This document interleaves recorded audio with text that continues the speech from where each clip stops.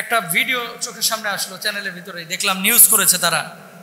ওই গাড়ি স্টার্ট দিয়েছে ফ্ল্যাট মালিক, মনে হয় ফেসবুকে আসছে, তো দারোয়ান দাঁড়ায় আছে, মাথা গরম, অহংকার আর কি, বুঝেন নাই কথা।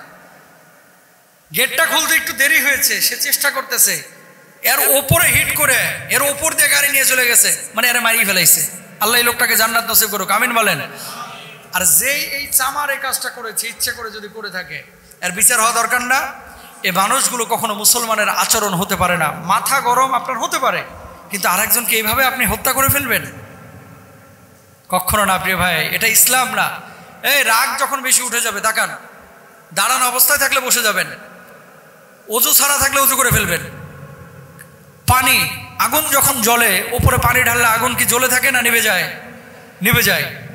রাগ এটা শয়তানের বৈশিষ্ট্য, রাগ এটা ওয়াসওয়াসা থেকে আসে।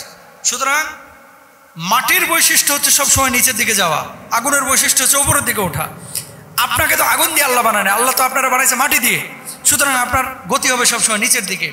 যখন আপনার রাগ উঠে যাচ্ছে, পারলে উজু করে ফেলবেন। এই রাগ যখন বেশি উঠে যাবে, তাকান, দাঁড়ানো অবস্থায় থাকলে বসে যাবেন, অজু ছাড়া থাকলে উজু করে ফেলবেন। পানি, আগুন যখন জ্বলে, উপরে পানি ঢাললে আগুন কি জ্বলে থাকে না নিভে যায়? নিভে যায়। রাগ এটা শয়তানের বৈশিষ্ট্য, রাগ এটা ওয়াসওয়াসা থেকে আসে। সুতরাং মাটির বৈশিষ্ট্য হচ্ছে সবসময় নিচের দিকে যাওয়া, আগুনের বৈশিষ্ট্য হচ্ছে উপরের দিকে ওঠা। আপনাকে তো আগুন দিয়ে আল্লাহ বানায় না, আল্লাহ তো আপনারা বানাইছে মাটি দিয়ে। সুতরাং আপনার গতি হবে সবসময় নিচের দিকে। যখন আপনার রাগ উঠে যাচ্ছে, পারলে উজু করে ফেলবেন। রাগ উঠে যাচ্ছে, আপনি দাঁড়ানো থাকলে বসে যাবেন, বসা থাকলে আপনি শুয়ে যাবেন। রাগ উঠে যাচ্ছে, আউযু বিল্লাহি মিনাশ শাইতানির রাজিম 3 বার পড়বেন, লা হাওলা ওয়ালা কুওয়াতা ইল্লা বিল্লাহ, এই দোয়াটা পড়বেন, ইনশাআল্লাহ আপনার রাগ কমে যাবে। কেন ভাই এত রাগ কেন আপনার? মানুষ কেন যেন দিন দিন হিংস্র হয়ে যাচ্ছে ভাই।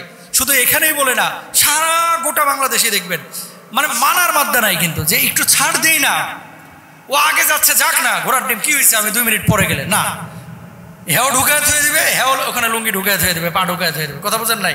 তারপরে বাস এখানে ক্রস, তুইও যাইতে পারবি না, আমিও যাইতে দেবো না, কথা বলেন না কেন? মানে এরকম একটা অস্থির প্রকৃতির আমরা কেন যেন হয়ে যাচ্ছি না।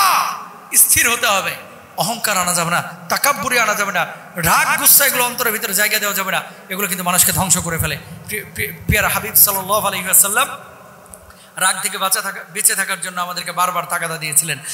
রাসূল আকরাম সাল্লাল্লাহু আলাইহি ওয়াসাল্লামের সাহাবী সাআদ ইবনে মুআজ রাদিয়াল্লাহু তাআলা আনহু, দেখেন তারা এই জিনিসগুলো নিয়ন্ত্রণ করেছে বিধায় তাদের ইন্তেকাল হয়েছে। আল্লাহ রাব্বুল আলামিনের ফেরেশতারা তাদের রূহ নিয়ে কাড়াকাড়ি করেছে যে আমি আল্লাহর আসমানে তার রূহটাকে প্রথম নিয়ে যাব। সুবহানাল্লাহ বলেন।